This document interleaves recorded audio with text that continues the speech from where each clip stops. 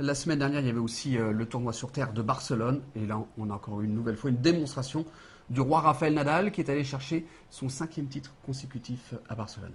Rien de neuf, hein, rien de neuf sur la terre. Non. Il y a Rafa, il y a Rafa et les autres. Il a mangé comme l'année dernière en finale David Ferrer.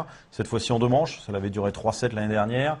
6-2, 6-2, 7-5 avec un David Ferrer vraiment pris par l'événement et puis en arrivant sur le court en se disant que ça allait être trop difficile encore une fois. Ça se voit dans la première manche. Sur le deuxième set, il bataille. Et personnellement, je trouve Rafael Nadal moins impressionnant sur terre depuis le début de cette saison que lorsqu'on l'avait quitté à Roland-Garros où il avait été extraordinaire, mais il détruisait ses adversaires. Il donnait cette impression de puissance que je ne vois pas pour le moment dans son jeu. Ça n'empêche pas de gagner, hein, puisqu'il a été impeccable à Monte-Carlo. Il a encore été impeccable là, mais on l'a vu un petit peu bousculé à Monte-Carlo par Andy Murray, un petit peu par Djokovic. Là, ça a été le cas pendant, vous allez rire, pendant 4 jeux par Nikolai Davydenko. Mais voilà, Nikolai Davydenko n'a pas encore la caisse forcément pour tenir plus longtemps, mais il y a des choses à voir. Et puis la deuxième manche de Ferrer en finale est aussi intéressante puisqu'il va chercher à plusieurs reprises le service de Rafael Nadal.